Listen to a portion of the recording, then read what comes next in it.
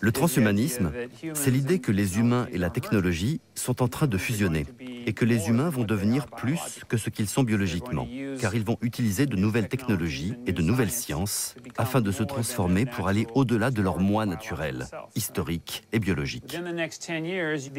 Dans la décennie à venir, ces téléphones portables qu'on utilise vont disparaître à l'intérieur de nos vêtements. Nous les porterons au dos de nos mains, avec des afficheurs en cristaux liquides organiques, si minces qu'ils ne pèseront pas plus que ma montre. Nous pourrons constamment savoir ce qui se passe autour de nous. Nous pourrons échanger avec nos ordinateurs et ils nous répondront. Vous pourriez me dire, moi je ne me poserai jamais un implant, une puce, à l'intérieur de mon corps, parce que je ne me sentirai plus moi-même, parce que je veux rester naturel. Eh bien, laissez-moi vous convaincre. Je prends par exemple une puce électronique que vous seriez susceptible d'implanter à l'intérieur de votre corps d'ici 10 ans.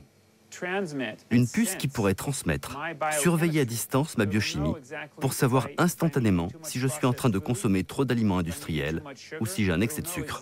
Elle saurait exactement combien de sucre j'ai dans le sang. Cette puce pourrait dialoguer avec mon portable, avec mon ordinateur, avec mon environnement, et m'aider à me nourrir plus sainement.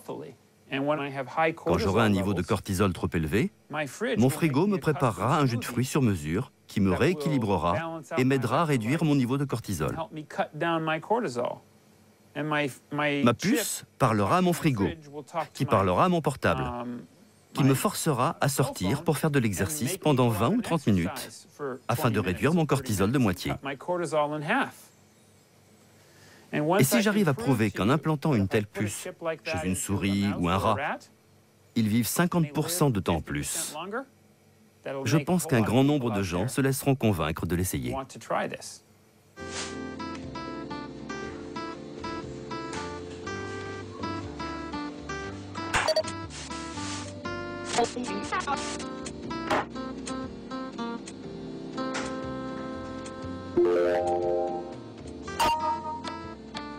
Cup of tea.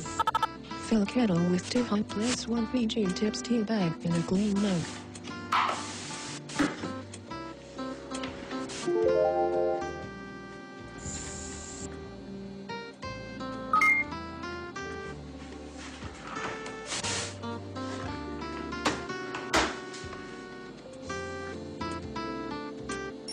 Carefully pour boiling water into the mug.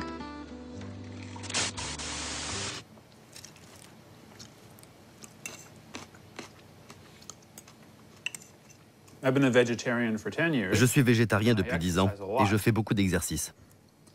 À votre avis, j'ai quel âge? J'adore le faire deviner aux gens. J'ai 50 ans. J'en aurai 51 le mois prochain.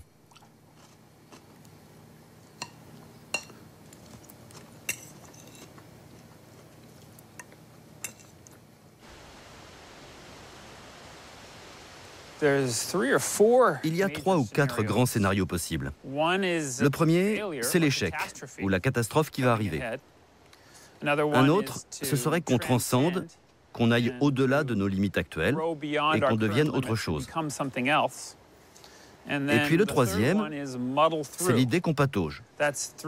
3 pas en avant, 2 pas en arrière, 3 pas en avant, 2 pas en arrière. La plupart du temps, ça ne ressemble pas au progrès. C'est la danse de l'évolution. Exactement ce que nous faisons. Mais nos machines, elles, sont en train de se transcender. Nos machines sont en train de se réveiller. Elles ne sont pas encore suffisamment intelligentes pour sentir des émotions. Nous, leurs concepteurs, ne savons pas encore construire des machines qui peuvent ressentir. Mais nous allons y arriver. Parce qu'on commence à comprendre les mécanismes qui créent les émotions dans le cerveau humain.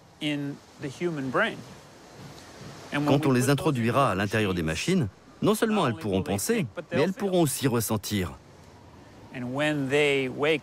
Et quand elles se réveilleront, on ne les considérera pas comme différentes de nous. On les verra comme des extensions intimes de nous-mêmes. Et nous deviendrons elles. Cela me paraît être le scénario le plus probable d'un monde au-delà de l'humanité. Ce sera toujours de la vie. Tous les éléments de l'humanité seront encore présents, mais ce sera post-biologique.